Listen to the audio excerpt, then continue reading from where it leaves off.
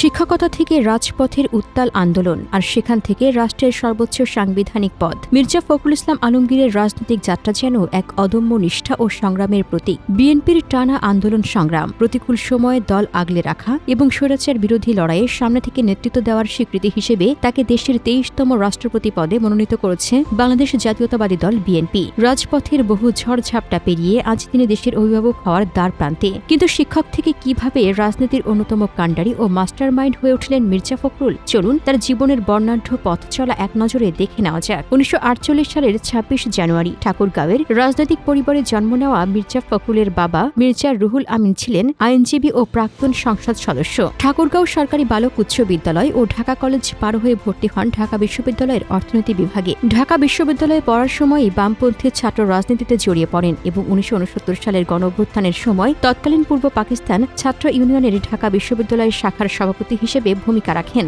ঢাকা বিশ্ববিদ্যালয় থেকে অর্থনীতিতে স্নাতক ও স্নাতকোত্তর শেষে 1972 সালে বিসিএস পরীক্ষায় উত্তীর্ণ হয়ে ঢাকা কলেজের অর্থনীতি বিভাগে প্রভাষক হিসেবে যোগ দেন। পরবর্তীতে অডিট বিভাগে কাজ করার পাশাপাশি 1979 সালে তৎকালীন উপপ্রধানমন্ত্রী এস.এ. বারীর একান্ত সচিব হিসেবে দায়িত্ব পালন করেন। 80 দশকের মাঝামাঝি 1986 সালে সরকারি চাকরি ত্যাগ করে সরাসরি রাজনীতির ময়দানে নামেন। 1988 সালে ঠাকুরগাঁও পৌরসভার চেয়ারম্যান নির্বাচিত হয়ে প্রথম সক্রিয় জনপ্রতিনিধি হিসেবে আত্মপ্রকাশ করেন। 90 দশকে এরশাদ বিরোধী আন্দোলনের সময় তিনি আনুষ্ঠানিকভাবে বিএনপিতে যোগ দেন। 2001 সালের জাতীয় সংসদ নির্বাচনে ঠাকুরগাঁও 1 আসন থেকে সাবেক মন্ত্রী রমেশ চন্দ্র সেনকে হারিয়ে প্রথমবার সংসদে যান মির্জা ফখরুল। তৎকালীন বিএনপি সরকারের সময় তিনি কৃষি মন্ত্রণালয় এবং পরবর্তীতে বেসামরিক বিমান পরিবহন ও পর্যটন মন্ত্রণালয়ের প্রতিমন্ত্রীর দায়িত্ব সফলভাবে পালন করেন। 2011 সালে দলের ভারপ্রাপ্ত মহাসচিব এবং 2016 সালে পূর্ণাঙ্গ মহাসচিব হিসেবে দায়িত্ব নেন। খালেদা জিয়ার কারাবাস এবং তারেক রহমানের প্রবাসে অবস্থানকালে কঠিন রাজনৈতিক সংকটের মধ্যেও তিনি দল ও কর্মীদের এক সুতোয় বেঁধে রাখেন।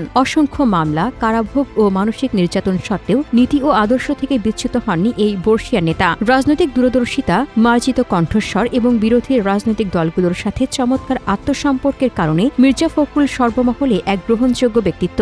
24-এর সরকার পরিবর্তনের পর 2026-এর জাতীয় নির্বাচনে বিপুল বিজয়ের পর গঠিত নতুন সরকারের স্থানীয় সরকার পল্লী উন্নয়ন ও সমবায় মন্ত্রণালয়ের মন্ত্রীর দায়িত্ব নেন। পরবর্তীতে রাষ্ট্রপতি নির্বাচনের প্রার্থিতা ঘোষণার পর দলীয় প্রধান ও প্রধানমন্ত্রীর প্রস্তাবে সর্বসম্মতিক্রমে তাকে রাষ্ট্রপতি প্রার্থী হিসেবে বেছে নেওয়া হয়। প্রতিটি রাজনৈতিক ও সামাজিক সংকটে ধৈর্য ও বুদ্ধিমত্তার পরিচয় দেওয়া মির্জা ফখরুল ইসলাম আলমগীরের এই দীর্ঘ রাজনৈতিক সফর দেশের রাজনৈতিক ইতিহাসে এক বিরল দৃষ্টান্ত।